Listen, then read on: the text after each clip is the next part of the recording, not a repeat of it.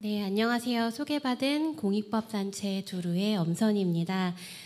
제가 좀 긴 제목의 강연을 준비해 보았는데요. 네, 먼저 이렇게 의미 있는 행사에 좀 이렇게 같이 이야기를 나눌 수 있는 기회를 주셔서 굉장히 영광이라고 생각하고 있습니다. 제가 오늘 좀 일찍 도착해서 박람회장을 좀 둘러봤는데 완전 축제더라고요. 근데 이 토요일 오후 3시에 이렇게 즐거운 축제장을 바로 옆에 두고 너무나 지루할 것으로 예견되는 이런 제목의 강의를 듣기 위해서 모여주신 분들께 진심으로 감사드리고 좀 의미 있는 시간이 될 수 있도록 강의를 잘 진행해 보도록 하겠습니다. 제가 처음에 부탁을 받았을 때는 이 발달장애 학생의 부모님들께 좀 학교 폭력과 관련된 법적인 이슈 쟁점에 대해서 좀 설명을 해주셨으면 좋겠다라고 부탁을 받았는데요. 사실 제가 이제 이런 장애 아동에 대한 지원 활동을 많이 하고 있는데 하다 보면 최근에 좀 교권 침해 사건들이 굉장히 많이 발생을 하고 있어서 좀 그 부분도 같이 이야기를 나누었으면 좋겠다는 마음, 그리고 이러한 사건에 대한 이해와 접근이 좀 너무 대립적인 구도로 가는 것보다는 좀 이해와 포용의 관점에서 갔으면 좋겠다는 마음으로 이렇게 좀 긴 제목을 붙여보았습니다. 네, 오늘 함께 나눌 이야기는 다음과 같이 준비를 해보았습니다. 사실 이 주제를 얘기하면서 이제 통합교육이 왜 들어가 있지라고 좀 생각하실 수도 있을 것 같은데, 이 발달장애 학생이 학교 폭력의 피해자, 가해자가 되는 경우, 그리고 교권 침해 사건의 당사자가 되는 경우가 굉장히 많이 통합교육의 현장에서 발생을 하고 있어요.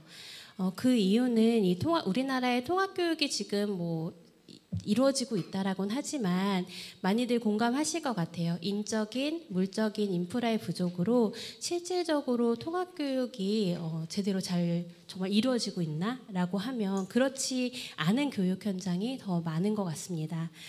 이런 인적, 물적인 인프라가 잘 갖추어져 있지 않은 통합교육 현장에서 특히 우리 발달장애 학생들이 이제 자신의 의사를 비언어적인 수단으로서 표현하는 과정에서 이런 충돌이 나타나게 되고, 그것이 이제 학교폭력 사건이나 교권침해 사안이 되는 경우들이 굉장히 많이 발생하고 있거든요.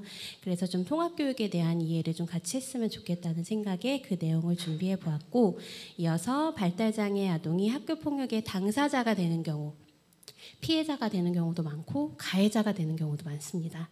이어서 교권침해 사건의 당사자가 되는 경우, 그리고 이 학교폭력이나 교권침해 사건이 발생을 하면 별도로 신고가 이루어지거나 아니면은 학교장의 통고 절차를 진행을 할 경우에는 소년보호 사건의 당사자가 또 동시에 될 수도 있습니다. 그래서 그에 대해서 좀 간단히 한번 언급을 해보려고 하고요. 마지막으로 좀 이해와 포용, 긍정적 변화를 위해서는 어떠한 노력이 필요할까에 대해서 이야기를 해보려 합니다.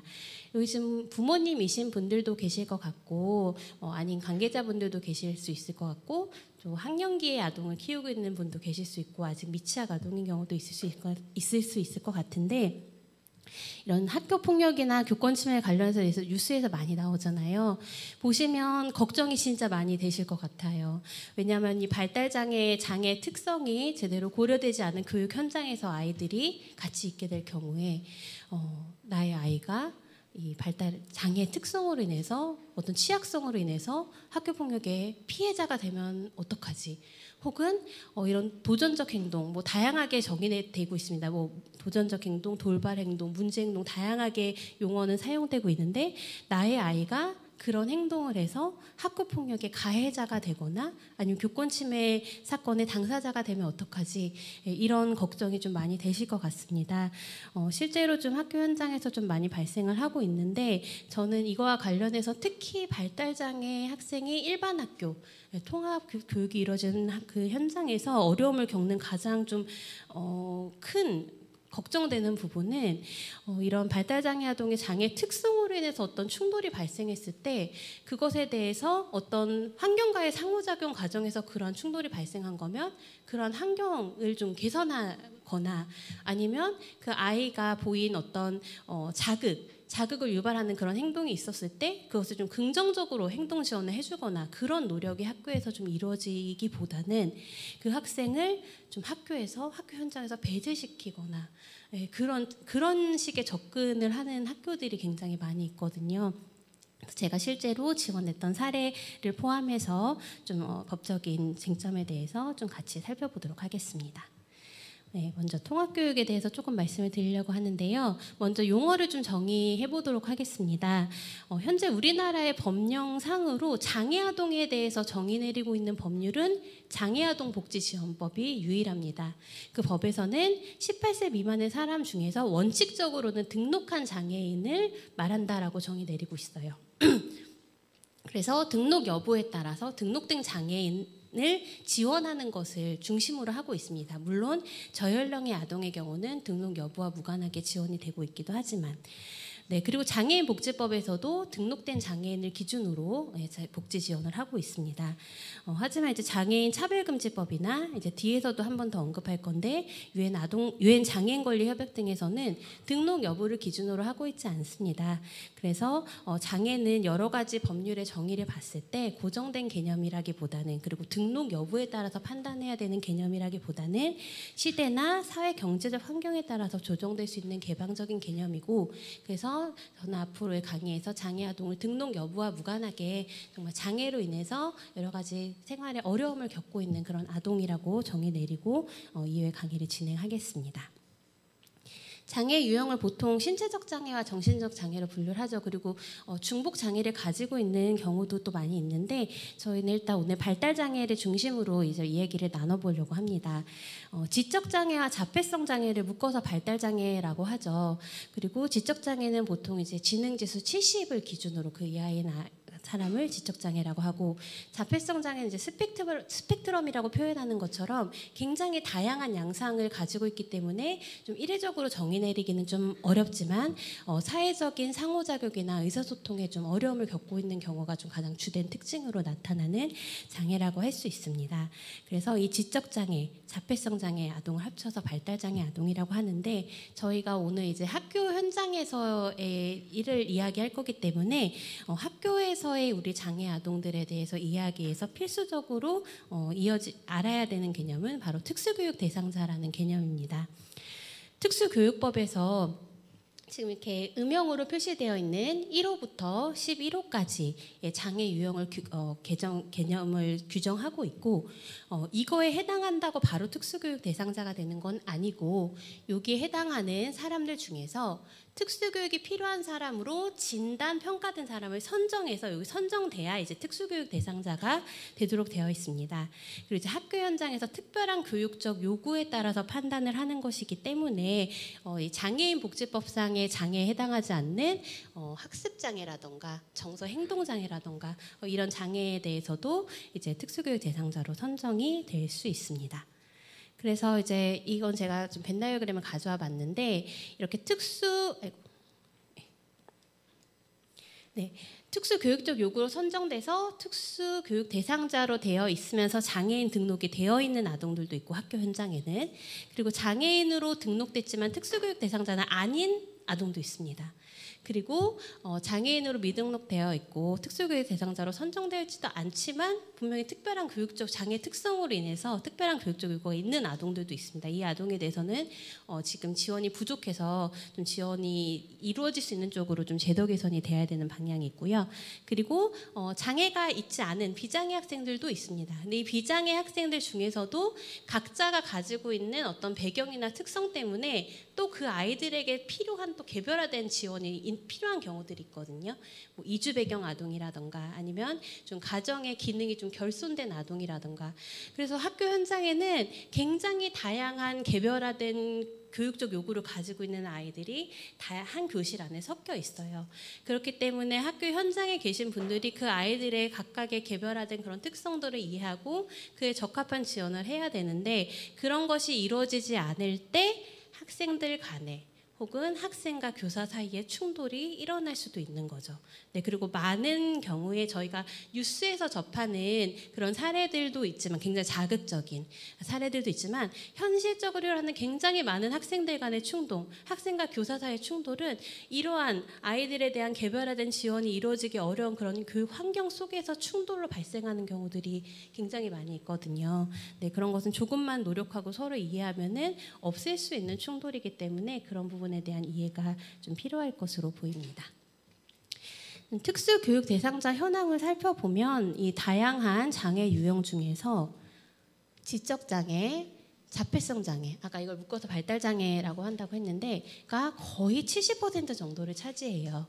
그리고 이제 아이들이 저연령일수록 이게 지적장애나 자폐성 장애, 장애인지 여부가 조금 확실하지 않고 이것이 장애인지 아니면 좀 발달이 지연되는 것인지 좀 확실하지 않은 경우들이 있거든요. 그런 경우 이제 발달 지체로도 분류가 됩니다. 발달 지체 중에서도 나중에 알고 보면 자폐이거나 지적장애인 경우들도 또 있거든요. 그렇게 해석해 봤을 때 우리 학교 현장에 있는 특수교육 대상자 중에서는 발달장애 아동들이 굉장히 많은 비율을 차지하고 있습니다. 그래서 학교에 계신 특수교사 선생님 외에도 일반 교사 선생님들, 일반 교사들, 그 다음에 관리자분들, 뭐 교육 지원 인력 이런 학교에 있는 모든 구성원들이 좀 발달장애에 대한 이해가 좀 잘 갖추어져야 될 필요가 있는데 현재 현장은 좀 그렇지 않은 부분들이 좀 있는 것 같아서 좀 아쉽습니다. 장애 학생들이 점차 늘고 있는데 이 특수교육의 그 현장은 굉장히 어려운 상황입니다. 이 특수교원 1인당 특수교육 학생 수를 보면 교원 한 명이 맞는 특수교사 학생이 특수교육 대상자가 좀 많아진 거거든요. 제가 이 표를 지금 가져온 이유는 특수교사와 장애 아동 사이의 어떤 충돌이 뭐 정서적 학대라든가 이런 거랑 관련해서 최근에 사건화되는 경우들이 좀 많이 있었는데 특수교사도 굉장히 어려운 상황에 있는 경우가 많다. 이 특수교육 관련된 모든 교육과 행정과 이런 거를 다 담당을 해야 되는 상황에서 이렇게 1인당 담당해야 되는 학생 수까지 굉장히 많아지면 그 특수교사 선생님들이 한 명 한 명에 적합한 교육적인 지원을 하기 좀 어려운 상황일 수 있거든요. 그래서 그런 좀 어려운 상황에 좀 처했다는 것도 서로 이해를 좀 할 필요는 있을 것 같습니다.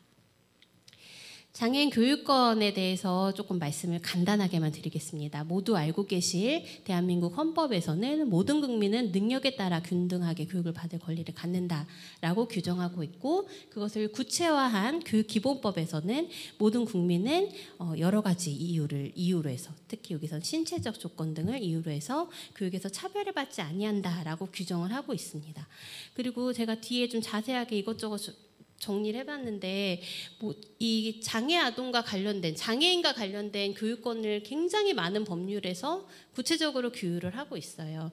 이 내용들의 취지를 좀 살펴보면 국가가 교육이라는 자원이 신체적 조건 등 여러 가지 조건에 따른 차별 없이 공평하게 분배될 수 있도록 보장을 해야 된다는 것이거든요. 근데 우리나라의 장애인 교육권의 상황은 굉장히 잘 보장이 되지 않고 있는 것 같다는 생각을 제가 지원을 하면서 많이 하고 있습니다. 유엔 장애인 권리 협약과 유엔 아동 권리 협약이라는 국제 인권 규범이 있어요. 우리나라가 협약의 가입국이라서 우리나라 대한민국 정부는 이 협약에 규정되어 있는 내용들을 다 준수를 하여야 될 의무가 있거든요. 대한민국 헌법 6조 1항에 따라서 국내법과 동일한 효력을 갖는데 여기서 이 장애인 교육권에 대해서 정말 자세하게 많은 조문으로 규정을 하고 있어요. 혹시 이거에 관심 있으신 분은 이 조문 몇 조인지만 메모를 해놓으시면 다 찾아보실 수 있거든요. 네, 24조에서 이 장애인의 교육권에 대해서 규정을 하는데 내용이 굉장히 많은데 계속 나오는 말이 통합적인 일반 교육제도에서 배제되지 아니하며 통합적인 양질의 무상 초등교육 및 중등교육에 접근할 수 있다. 완전한 통합이라는 목표에 합치하는 효과적이고 개별화된 지원 조치가 제공된다. 뒤에 이어서도 마찬가지로 그런 내용들을 다 담고 있거든요. 근데 우리나라에서는 지금 그런 것들이 잘 갖추어지지 있지 않아서 유엔 아동권리협약에서 그 유엔 아동권리위원회와 유엔 장애인권리협약에서의 유엔 장애인권리위원회가 대한민국 정부에 대한 심의를 진행하면서 대한민국 정부는 장애 아동에게 통합교육 제대로 지원하고 있지 않다. 잘 지원할 수 있도록 보장해라라는 권고를 내렸어요. 네, 근데 그에 대해서 대한민국 정부에서는 그런 요구에 따라서 특수학교를 추가적으로 설립하고 있다라고 대답을 한 거예요. 사실 많은 특히 좀 중증의 장애아동을 양육하시는 부모님들께서는 특수학교를 가고 싶어 하시는 경우도 있어요. 근데 그 이유는 진정으로 정말 특수학교를 원해서라기보다는 일반 학교에서는 우리 아이의 장애를 이해받지 못하고 그러기 때문에 장애에 대한 이해를 갖춘, 장애에 대한 그런 시설이나 인적 그런 게 갖추어져 있는 특수학교를 선택할 수밖에 없게 되는 거지. 당연히 우리 장애가 있는 아동도 비장애 아동과 마찬가지로 일반 학교에서 같이 어울려서 지낼 수 있는 것을 보다 희망하고 계시는데 국가에서는 그냥 이런 노력을 일반 학교에서 통합교육의 역량을 갖추려는 노력을 좀 갖추기보다는 특수학교를 추가 설립하는 방향으로 이렇게 나아가고 있다는 것 자체가 좀 굉장히 우려스럽습니다. 그래서 저는 일반 학교에서 통합교육의 역량을 갖추는 것이 굉장히 중요하다고 생각하고 그런 것들이 이제 지금 제가 자세히 말씀드릴 장애 학생이 특히 발달장애 학생이 이제 학교폭력이나 교권침해 사건에서 당사자가 되는 경우에 그 사건이 발생하기 전의 상황, 발생한 이후의 상황 전부 다 좀 통합적 교육적인 역량을 갖추어서 해결해 나가야 하는 것이 굉장히 중요하거든요. 왜냐하면 그렇게 당사자가 됐을 때 보통 아이들이 분리조치되거나 징계를 받게 되는데 그중에 많은 방법이 교육 현장에서 배제되는 거거든요. 그래서 그러한 조치들이 좀 가능하면 이루어지지 않을 수 있도록 좀 방향이 바뀌어야 되겠다는 생각을 밝히면서 좀 이제 본격적으로 오늘의 좀 더 주요한 주제인 학교폭력의 당사자가 되는 경우 교권침해 사건의 당사자가 되는 경우를 좀 하나하나 살펴보도록 하겠습니다. 이건 좀 지루하실 수 있겠지만 좀 법적인 내용은 좀 같이 살펴보면서 말씀을 드리겠습니다. 학교폭력 예방법에서 이제 학교폭력과 관련된 내용들을 규율을 하고 있습니다. 이 법에서는 3가지를 주요한 목적으로 하고 있는데 피해 학생을 보호하는 것, 그다음에 가해 학생을 선도 교육하는 것, 그리고 피해 학생과 가해 학생 간의 분쟁 조정을 하는 것. 네, 여기서 가해 학생의 선도 교육이 굉장히 중요한 목적 중에 하나거든요. 근데 말씀드렸듯이 발달장애 학생이 이 장애의 특성, 뭐 도전적 행동이나 이런 걸로 인해서 가해 학생이 되는 경우가 많이 발생을 하고 있어요.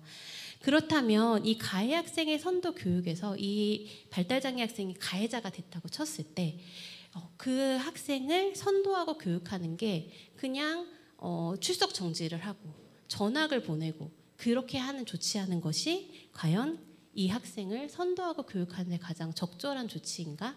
이 목적을 달성할 수 있는 조치인가에 대해서 저는 사건 지원하면서 굉장히 많이 의문이 들 때가 많이 있거든요.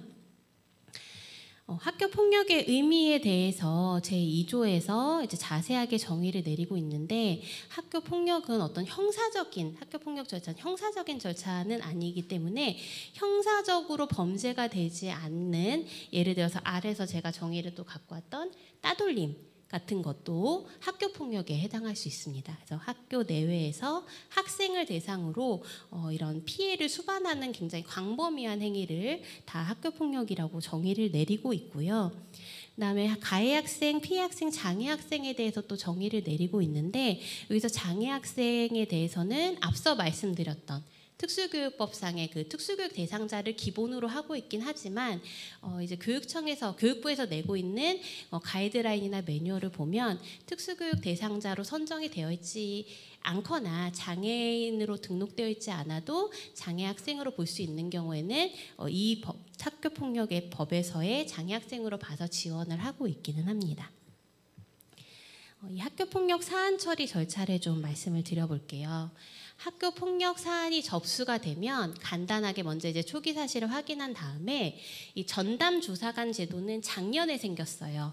그래서 전담 조사관이 사안 조사를 해서 학교에 있는 전담 기구에서 1차적으로 심의를 합니다. 이거는 학교장이 자체적으로 종결할 수 있는 사안인가를 이 전담 기구에서 심의를 합니다. 그래서 이건 학교장이 자체적으로 종결할 수 있는 사안이다라고 판단하고 또 피해 학생과 보호자가 그것에 동의를 할 경우에는 그냥 학교장 선에서 자체적으로 종결이 될 수 있습니다. 근데 만약에 이 사안은 좀 중하다, 그냥 자체적으로 종결할 사안이 아니다라고 보이거나 전담기구에서 그렇게 판단을 하거나 아니면 피해 학생이 이거 종결할 사안 아니다, 이거 조금 더 문제가 되고 가해 학생에 대한 조치와 피해 학생에 대한 보호 조치가 필요하다, 동의할 수 없다라고 하면 이제 교육지원청의 심의위원회에서 심의를 하도록 되어 있습니다. 그래서 심의를 한 뒤에 학교장과 가해 학생, 피해 학생에게 조치 결정 통보를 하는 절차로 이루어지도록 하고 있습니다. 이 학교폭력 예방법에서 가해 학생에 대한 조치, 피해 학생에 대한 조치를 다 규정을 하고 있는데요. 17조에서 가해 학생에 대한 조치를 규정을 하고 있습니다. 보면은 1호의 서면사과부터 뒤로 갈수록 점점 중한 처분이 되는 건데요. 마지막은 퇴학 처분까지 가능하도록 되어 있는데, 다만 그 의무교육 과정에 있는 가해 학생에 대해서는 퇴학 처분은 시킬 수가 없도록 되어 있습니다. 그래서 일반적인 경우는 중학생은 퇴학 처분할 수 없고, 특수교육 대상자의 경우는 특수교육법에서 고등학교 과정까지를 의무교육 과정으로 하고 있기 때문에 가해 학생이 만약에 장애 학생이 특수교육 대상자다, 그럴 경우에는 고등학생의 경우에도 퇴학 처분을 내릴 수 없도록 되어 있습니다. 좀 이어서 보면 작년에 학교 폭력 더글로리라는 영화의 흥행도 있었고 좀 굉장히 심각한 학교 그 폭력 관련된 사안이 언론에 보도된 것도 있고 해서 작년에 좀 개정된 부분들이 많이 있는데요. 여기서 이 발달장애 학생과 관련해서 제가 조금 이제 좀 우려되는 부분들은, 이 아까 절차를 설명드릴 때 1차적으로 전담기구에서 학교장이 자체 종결할 수 있는지 심의를 내리고 궁극적인 결정은 심의위원회에서 여러 가지를 면밀하게 검토한 다음에 처분을 내리도록 되어 있거든요. 근데 지금 법률 내용을 보면 학교장이 긴급하다고 인정할 경우에는 여기서 규정하고 있는 조치들을 출석 정지나 학급 교체 같은 조치들을 우선적으로 먼저 할 수 있도록 규정을 하고 있습니다. 그리고 그에 따르지 않을 경우에는 또 좀 다른 조치를 할 수 있도록 되어 있는데, 여기서 지금 출석 정지나 학급 교체 같은 조치는 발달장애 학생들에게 그것이 좀 섣불리 내려졌을 경우에는 발달장애가 없는 다른 학생도 마찬가지지만 굉장히 급격한 교육 환경의 변화를 가져오는 조치잖아요. 그래서 그것이 그 학생에게 굉장히 큰 영향을 미칠 수가 있거든요. 근데 이 학생이 정말로 고의성을 가지고 누군가를 괴롭히기 위해서 다른 친구를 해해서 학교 폭력을 한 것이다라는 결정이 나기 이전에 학교에서 그냥 적절히 판단을 해서 바로 이런 출석 정지나 학급 조치를 했을 때, 그리고 만약에 최종적으로는 그것이 학교 폭력이 아니다라는 심의위원회 결정이 내려졌을 때 그 가해 학생으로 지목되었던 발달장애 학생이 경험하는 이런 피해와 손해 같은 것은 좀 보전이 어렵기 때문에 저는 이 부분은 좀 발달장애 학생들과 관련해서 조금 신중한 접근이 필요하지 않나 좀 우려되는 부분이 있습니다. 네, 그리고 요거는 뒤에서 제가 그 소년보호에 대해서는 따로 좀 담고 있어서 그때 좀 자세히 설명을 드리려고 하는데, 보통은 이제 학교폭력 사안이 조금 심각하게 발생하면 보호자분들이 학교폭력 신고와 동시에 경찰에 같이 신고를 하시는 경우들이 많아요. 그럴 때에는 이제 학교폭력 절차는 절차대로 진행되고, 이제 나이가 어린 경우는 보통 이 소년보호 재판으로 가기 때문에 이제 소년보호 절차도 같이 진행될 수 있습니다. 양쪽이 같이 대응해야 되는 경우들이 발생을 할 수 있습니다. 이건 뒤에서 조금 더 자세히 설명을 해드릴게요. 지금까지는 이제 가해 학생에 대한 조치를 말씀드렸다면, 다음은 피해 학생에 대한 조치입니다. 우리 장애 학생들이 피해 학생이 되는 경우가 굉장히 또 많이 있어요. 장애로 인한 어떤 취약성 때문에 또 피해 학생이 되는 경우들도 많은데, 이 피해 학생이 되었을 때는 1호부터 6호까지의 조치들을 이제 받을 수 있도록 되어 있습니다. 그리고 학교의 장이 학교폭력 사건 인지한 경우에는 특별한 사정이 없을 경우에 가해자와 피해 학생을 분리하도록 되어 있습니다. 이것은 긍정적인 측면이 분명히 있어요. 그 가해자, 피해자가 같은 공간에 있는 것은 굉장히 피해자 입장에서 두려울 수 있기 때문에. 근데 이것이 이 발달장애 학생과 관련해서 어떠한 경우에 특히 문제가 되냐면, 다수의 가해 학생이 한 명의 피해 학생, 피해 장애 학생을 괴롭혀서 분리 조치가 됐을 때 다수의 가해 학생을 분리할 만한 공간이 충분하지 않은 거예요, 학교 현장에. 하지만 특수교육 대상자인 피해 학생은 도움반이라는 곳이 있죠. 그러니까 학교에서는 좀 편의상 피해 학생을 분리조치시키는 거예요. 그럼 피해 학생은 잘못을 하지도 않은 상황에서 자기가 원하는 교육 현장에서 좀 분리되어 있는 조치를 당하게 되는 거죠. 그래서 그런 상황들이 실제로도 발생을 하고 있어서 좀 이 부분도 조금 더 개선이 필요하지 않나라는 생각을 하고 있습니다. 학교폭력법에서 장애학생의 보호라는 조문이 따로 있어요. 장애학생을 보호하고자 하는 취지를 가지고 만든 조항이고, 피해 학생 또는 가해 학생이 장애학생인 경우에 이 심의 과정에 특수교육 전문가 또는 장애인 전문가를 출석하게 하거나 서면 등의 방법으로 의견을 청취할 수 있다라는 규정이 있어요. 제가 이 장애 학생에 대한 사건 지원하다 보면 그 사건이 진행되는 절차, 모든 절차에 있어서 장애에 대한 이해가 있는 분을 만나기가 굉장히 쉽지가 않아요. 네, 쉽지가 않거든요. 뭐 특수교사 선생님 정도 외에는 사실 만나기가 쉽지가 않아요. 그렇기 때문에 이 장애 학생이 피해자 또는 가해자가 됐을 때 보호자분들은 그 장애에 대한 이해를 받기 위해서 심의위원들이 장애에 대한 이해를 할 수 있도록 특수교육 전문가나 장애인 전문가의 지원을 받고자 하실 때가 있는데, 이 조항이 있는 건 굉장히 좋지만 할 수 있다라고 되어 있어요. 이 말은 하지 않을 수도 있다라는 것이거든요. 네, 그래서 실제로 같이 출석하고 싶습니다라고 했을 때 거부당하는 경우들이 있어요. 네, 그래서 저는 이거 관련해서 좀 입법 운동도 좀 하고 있는데, 이거는 할 수 있다가 아니라 만약에 가해 학생이나 피해 학생이 장애 학생인 경우에 그 장애 학생 측에서 요청한다면 청취하도록 하여야 한다로 규정이 바뀌어야 되지 않을까로 그런 생각을 가지고 좀 입법 운동도 하고 있습니다. 그리고 이 장애 학생에 대한 좀 조항이 또 하나가 있는데, 가해 학생에 대한 일종의 징계성 처분을 할 때 고려하는 요소들 중에 뭐 얼마나 반성하는지, 학교폭력이 얼마나 심각한지 이런 거와 더불어서 피해 학생이 장애 학생일 경우에는 조금 더 가중해서 좀 처분을 내리도록 되어 있습니다. 네, 그래서 장애의 취약성을 이용해서 학교폭력을 행사한 것이기 때문에 조금 더 중하게 처벌을 내리겠다는 취지인데, 여기서 조금 이 조항에서 부족한 부분은 사실 가해 학생이 장애 학생일 때 그 장애로 인해서 어떤 가해 학생으로 지목되는 경우들도 있을 수 있거든요. 그리고 장애 특성으로 인해서 어떤 물리적인 충돌이 생긴 경우도 있을 수 있어서 그것이 다른 피해 학생으로 지목된 학생을 정말로 괴롭히고자 하는 의도를 한 것인지, 아니면 나의 장애 특성으로 인해서 내가 하기 싫은 행동을 자꾸 하게 한다거나, 내가 가기 싫은 공간으로 가게 한다거나, 아니면 여기 조금 더 있고 싶은데 못 있게 한다거나, 그랬을 때 뭐 누굴 밀치거나 그럴 수 있잖아요. 그렇게 해서 만약에 다른 친구가 다쳤다 그러면 그 친구의 피해를 보전해줘야 되는 것과는 별개로 어쨌든 고의로 괴롭히기 위해서 한 것과 그렇게 하다가 다치게 한 것에는 분명히 차이가 있는데, 그렇다면은 가해 학생이 장애 학생인지 여부도 분명히 고려가 되어서 판단이 이루어져야 되는데 그 요소가 아예 없다는 거죠. 네, 그래서 이런 거는 이 요소는 없지만 좀 이런 심의가 진행될 때 그런 특성을 좀 강하게 주장을 하면서 고의성이 있지 않았고 장애 특성으로 발현된 행동이다라는 것을 이제 좀 보통 어필을 합니다.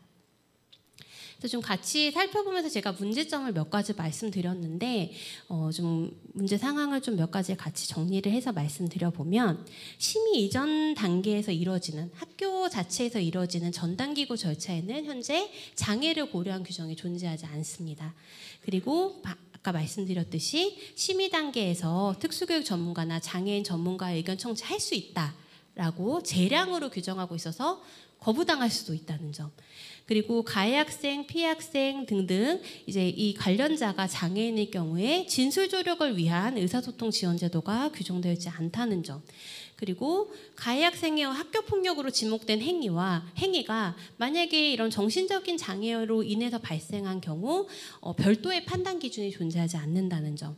그리고 아까 그 가해 학생이 받을 수 있는 처분, 제가 뭐 사과부터 시작해서 퇴학 처분까지 있다고 말씀드렸는데, 근데 이러한 것들이 장애의 유형이나 정도를 비춰봤을 때 오히려 적절하지 않고 오히려 선도적인 교육적인 효과를 가져오는데 좀 방해가 될 수 있는 처분들도 있는데 그러한 것에 대한 대안적인 처분이 존재하지 않는다는 점.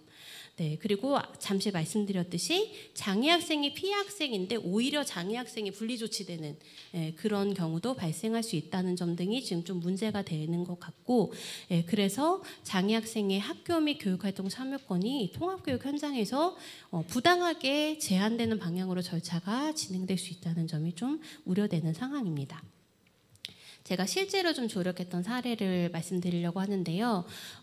자폐성 발달장애 아동 A가 피해 학생으로 지목된 그 친구의 이름을 부르고 복장을 지적했다. 복장도 그 피해 학생으로 지목된 학생이 교복을 입고 있지 않다고 해서 너 왜 교복 입지 않았어? 라고 지목했다는 이유로 학교폭력 신고가 이루어진 거예요. 네, 실제로 정말 제가 지원하면서도 좀 당황스러웠었는데, 근데 어쨌든 이 가해 학생으로 지목이 되니까 즉시 분리 조치가 된 거예요, 이 학생이. 근데 A의 의견을 충분히 청취하지 않고 또 왜 분리 조치되는지도 충분히 설명하지 않은 채 이렇게 분리 조치를 해서 A는 스트레스의 신체화 반응을 경험을 했고요. A는 이해하기 힘들었을 거잖아요. 내가 왜 학교폭력 가해자가 돼서 이렇게 분리 조치돼야 되는지 충분히 이해받지 못한 채로 분리 조치가 됐었고, 그리고 이렇게 그 장애 특성으로 인해서 비난받으면서 학교폭력 가해자로 지목이 되었었거든요. 그래서 그 보호자가 A도 장애 특성으로 인한 행동을 비난받은 것에 대해서 학교폭력 신고를 할 수 있냐라고 하니까 담당 교사는 A는 의사표현이 어렵기 때문에 조사할 수 없어서 안 됩니다라고 대답을 했던 사안이었어요. 네, 그래서 이 사안에서 이제 어떻게 좀 대응을 해야 되냐라고 보호자분께서 이제 저한테 좀 도움을 요청을 하셨었는데, 저는 일단 첫 번째로 이게 학교 폭력이 성립할 수 없다라는 생각이 들었어요.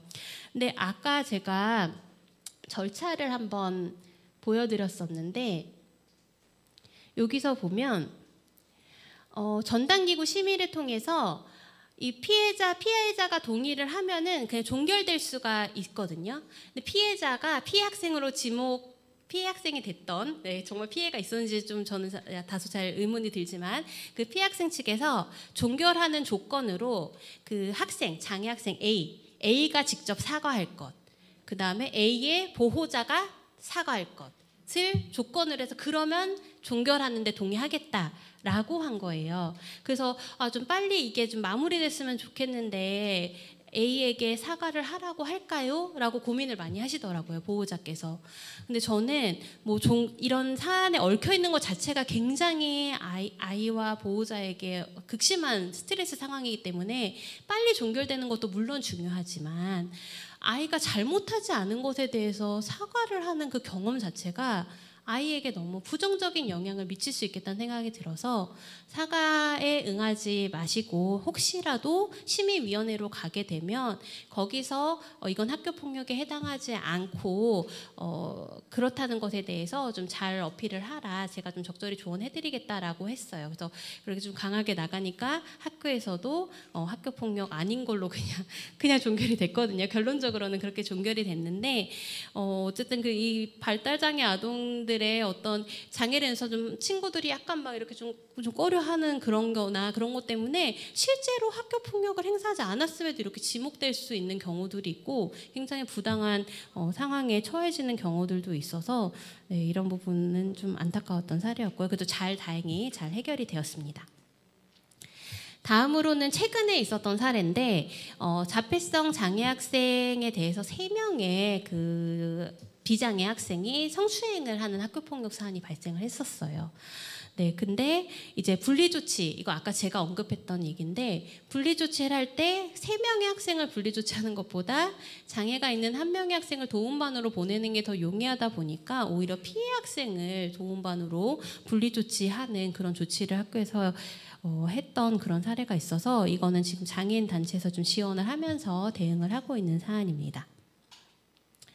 네, 이 가이드북은 좀 제목을 한번 기억해 두시면 좋을 것 같아요. 2024년 학교폭력 사안 처리 가이드북인데 교육부에서 내는 것이고 뒤에 교권 절차 관련해서도 제가 한번 가이드북 매뉴얼을 소개를 해드릴 텐데 제가 이것을 좀 제목을 기억했으면 좋겠다라고 말씀드린 이유는 제가 지금까지 말씀드린 것과 같이 법률상으로는 이런 장애에 대한 이해와 고려가 이루어질 수 있는 조치들이 지금 굉장히 미흡해요. 근데 가이드북은 물론 법률은 아니에요. 법령 법령은 아니지만 이 가이드북은 학교 선생님들에게 배포가 되는 것이거든요. 그래서 요거에 좀 법률은 아니어도 따르도록 되어 있어요. 학교 선생님들이나 이런 그 학교 폭력 절차에 관여하시는 분들이 이 가이드북에 따르도록 되어 있는데, 보면은 제일 아래 박스나 이런 데 보면 글자가 좀 작아서 잘 보이시지 않을 수 있을 것 같아요. 피해 학생 또는 가해 학생이 장애 학생인 경우는 전담기구 및 심의위원회에 특수교육 전문가를 참여시켜서 장애 학생의 장애 정도 특성 등에 대한 의견을 참고하는 것이 바람직하다. 그래서 만약에 뭐 거부당하거나 그랬을 때 가이드북에도 이렇게 가능하면 참여하도록 되어 있기 때문에 참여할 수 있도록 해달라라고 어필을 할 수 있을 것 같습니다. 네, 다음으로 발달장애 아동이 교권 침해 사건의 당사자가 되는 경우, 네, 이건 교원지휘법, 교원의 지위 향상 및 교육활동 보호를 위한 특별법, 줄여서 교원지휘법이라고 하는데 이 법에서 규정을 하고 있어요.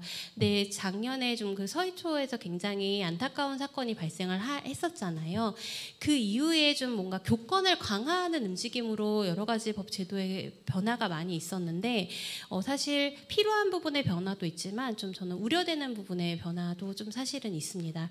이 교권이란 것이 사실 교사의 권한을 얘기하는 것인지 권력을 얘기하는 것인지 뭘 얘기하는 것인지도 다 좀 명확하게 좀 정의 내리기 어려운 상황에서 뭔가 좀 학생이나 보호자 보다 조금 더 많은 권력을 가질 수 있게 하는 방향으로 자꾸 이 교육 당국이 제도를 개선하는 것 같은데, 제가 보기에 교원의 지위를 향상시키기 위한 더 필요한 조치들이 있는 것 같거든요.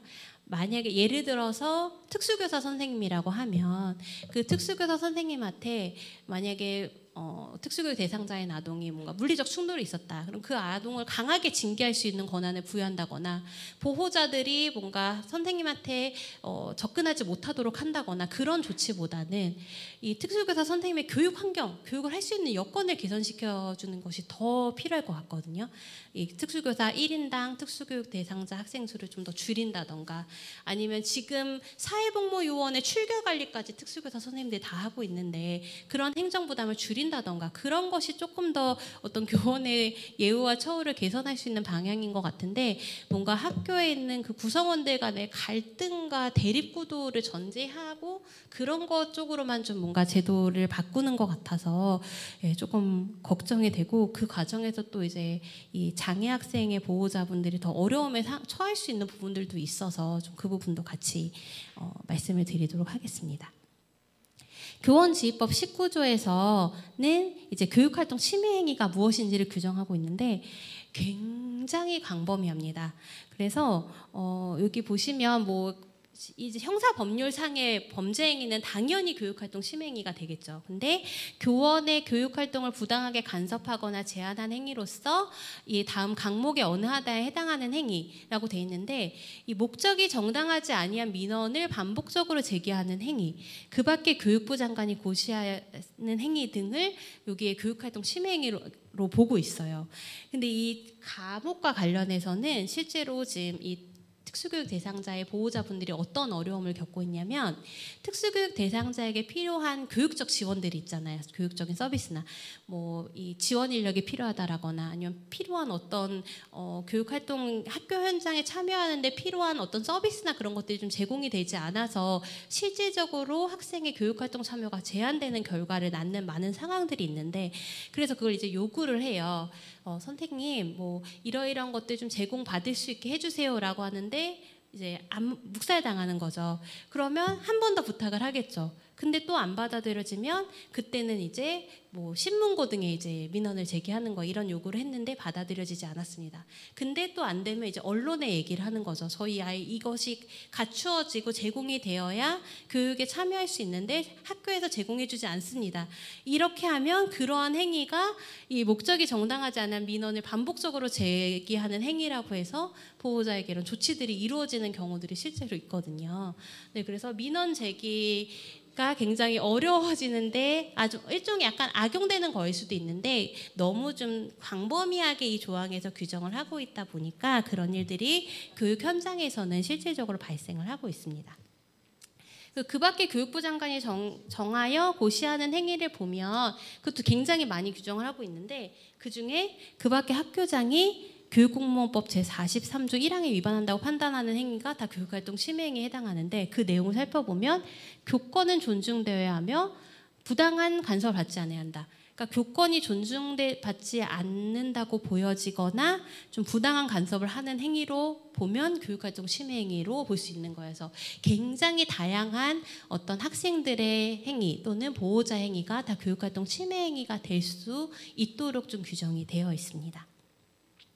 그리고 이제 교육활동 침해 학생이 될 경우에는 아까 그 학교폭력법과 마찬가지로 학교에서의 봉서부터 퇴학처분까지 규정하고 있고, 다만 퇴학처분은 의무교육 단계인 아동에게는 적용을 할 수 없는 조치입니다. 네, 그리고 여기서 이제 그 서희초 사건 이후로 신설된 조항인데요. 교육활동 침해 학생뿐만이 아니라 보호자 등에 대한 조치도 새롭게 규정이 됐습니다. 아까 언급한 것처럼 민원을 자꾸 막 부당하게 제기를 한다고 학교에서 판단을 하거나 교권을 좀 침해하는 행위를 한다라고 판단이 될 경우에, 그리고 실제로 그런 행위에 해당한다고 판단이 될 경우에는 서면사과 및 재발방지 서약이라던가 특별교육 이수 및 심리치료 등의 조치를 보호자 등에게도 할 수 있습니다. 그래서 만약에 좀 교육활동과 관련해서 보호자분들이 좀 어떤 민원 제기를 하거나 그럴 만한 일이 분명히 많이 생길 수 있는데, 그럴 때 이게 교육활동 침해 행위가 되지 않도록 좀 조심하면서 해야 될 필요가 있다고 보여집니다. 네, 그리고 이 교원의 지위 향상 및 교육활동 보호를 위한 특별법 시행령에서는 이 가해 학생, 교육활동 침해 행위를 한 학생이 장애를 가지고 있을 때는 그 장애 여부 및 정도가 고려되도록 되어 있어요. 그래서 이 더 하위에 있는 고시를 보면은 교육활동 침해 학생이 장애가 있는 경우에는 출석위원 과반수 찬성으로 감경을 할 수 있도록 되어 있습니다. 네. 네, 여기서 이 장애가 제대로 고려되지 않는 경우들도 많이 있어요. 그래서 이 장애가 있는데 출석위원 과반수 찬성하면은 강경이 가능합니다. 뭐 특별한 의견 없으시면 강경 없이 진행하겠습니다 하고 그냥 지나가는 경우들도 있거든요. 네, 제가 실제로 지원했던 사례도 좀 그런 사례가 있었는데, 좀 장애에 대한 고려가 잘 이루어지지 않은 채 교육활동 침해 여부가 판단되는 경우도 많이 있는 것 같습니다. 네, 이 지금 현재 이 교권 침해에 관련해서 제 절차의 현황 및 문제점을 좀 살펴보면, 교육활동 침해 행위가 뭐 도전적 행동이나 이런 발달장애 아동의 그런 걸로 발생한 경우 등에도 별도의 판단 기준이 현재 존재하지 않고 있고, 네, 각 절차를 담당한 기구의 구성에 있어서 아까 학교폭력법은 재량이긴 하지만 있었잖아요. 여기는 재량으로라도 없습니다. 그래서 특수교육 전문가 또는 장애인 전문가의 참여를 규정하고 있지 않습니다. 그리고 이런 진술 조력을 위한 의사소통 제도도 규정되어 있지 않습니다. 그리고 장애 학생의 장애 유형 및 정도 특성에 비춰 봤을 때, 아까 제가 말씀드렸듯이 뭐 이 학교에서 배제시키는 조치들이 있잖아요. 여기 같은 경우는 네, 뭐 학급 교체라던가 출석 정지, 전학, 예, 이런 조치들은 장애의 그런 특성을 고려할 때 정말 선도적이고 교육적인 효과를 가져오는 데 도움이 되지 않을 수도 있거든요.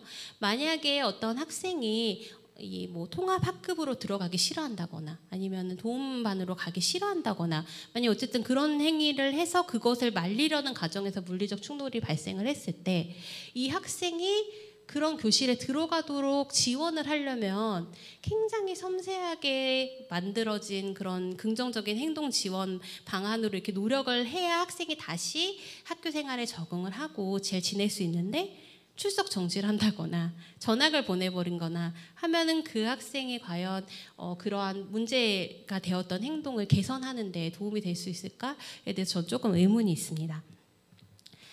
제가 재작년에 지원했던 사례인데, 학교에서 자폐성 장애를 가지고 있는 15세의 아동, 중학교 2학년이었어요. 2022년 3월 25일에 특수학급에서 통합학급으로 특수교사가 이동시키려고 하고 있는데, 그 아동은 그 특수학급에 계속 있고 싶었던 거예요.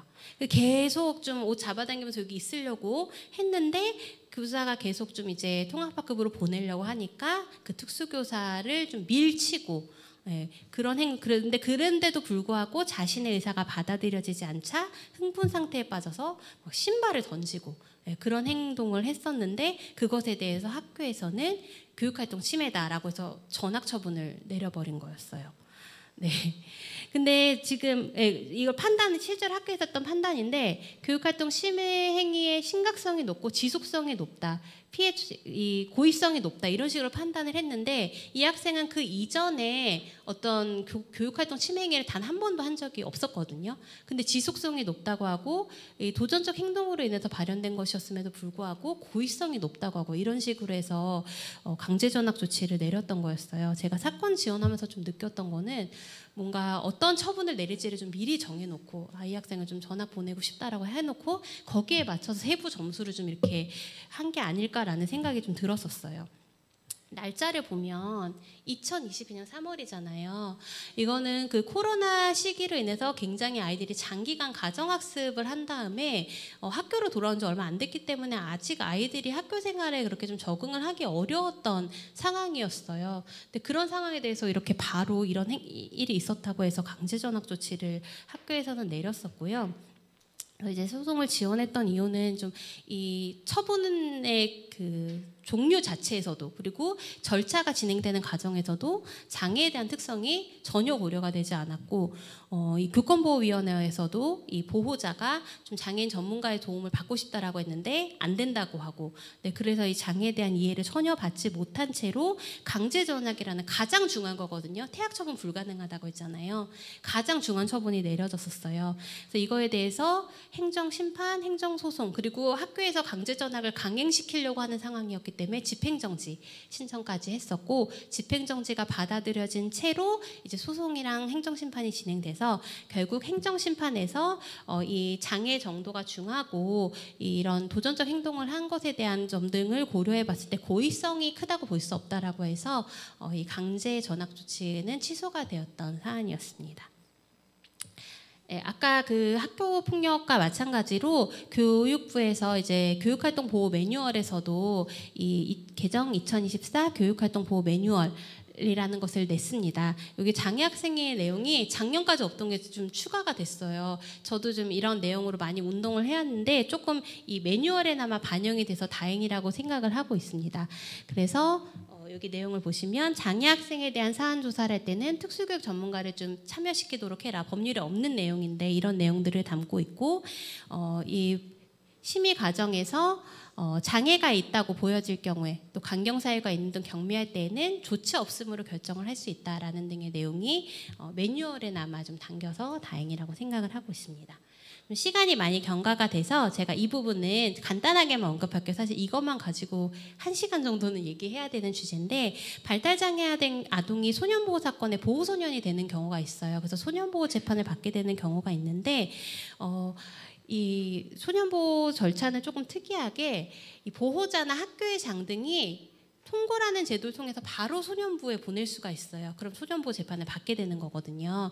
그래서 이 발달장애 아동들이 이 소년보호 재판을 받는 사례들이 좀 많이 있는데 제가 실제로 경험을 했을 때 수사 단계, 재판 단계 그리고 집행 단계는 이제 이런 시설에 가게 되거나 소년원에 가게 되는 경우인데 다 장애에 대한 어떤 고려나 처우가 좀 제대로 갖추어지지 않은 경우가 많고 저는 또 이제 걱정되는 부분이 예를 들어서 굉장히 중한 이런 비행을 저질러서 소년원에 가게 되는 경우 제가 지원한 사례 중에서도 있었는데 그 안에서 2년의 시간을 보낼 수도 있는데 최장 특수교육에 대한 지원이 제대로 이루어지지 않는 거예요. 그럼 그 아이는 발달과 성장의 가장 중요한 시기를 소년원에서 보내면서 사회와 격리된 채 특수교육적인 지원도 받지 못한 채로 이 기간에 있는 것이 이 아이의 어떤 건전한 성장에 정말 큰 도움이 될까에 대해서 좀 걱정이 돼서 이 부분에 대해서도 저는 좀 운동으로 좀 접근을 해서 좀 제도 개선 활동을 하고 있습니다.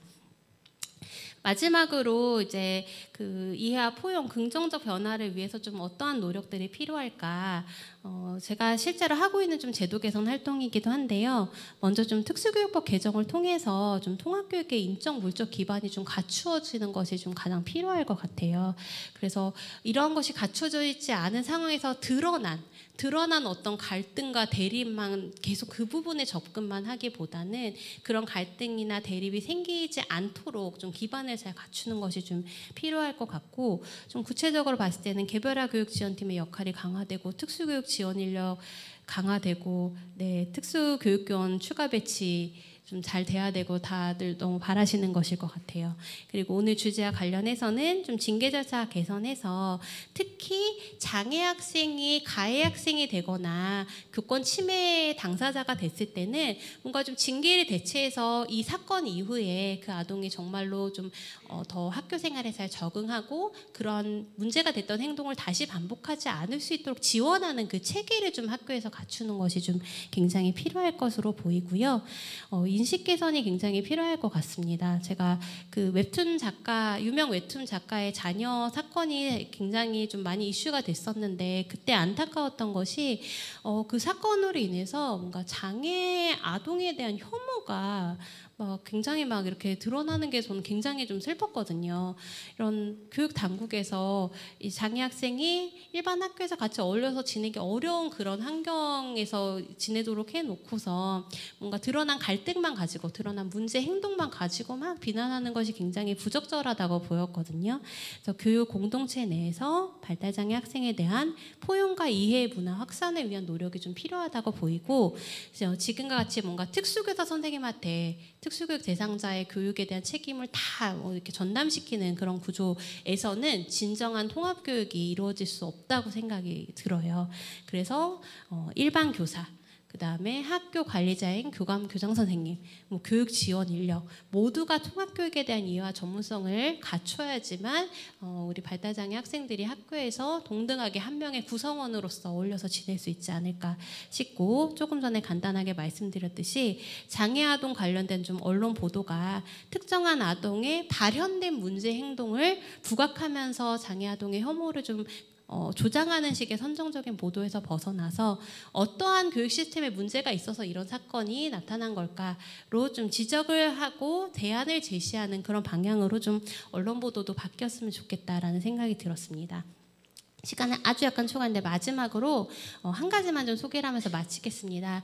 좀 보셨거나 알고 계신 분들도 계시겠지만 EBS 딩동댕 유치원에서는 굉장히 다양한 아동 캐릭터가 등장을 합니다.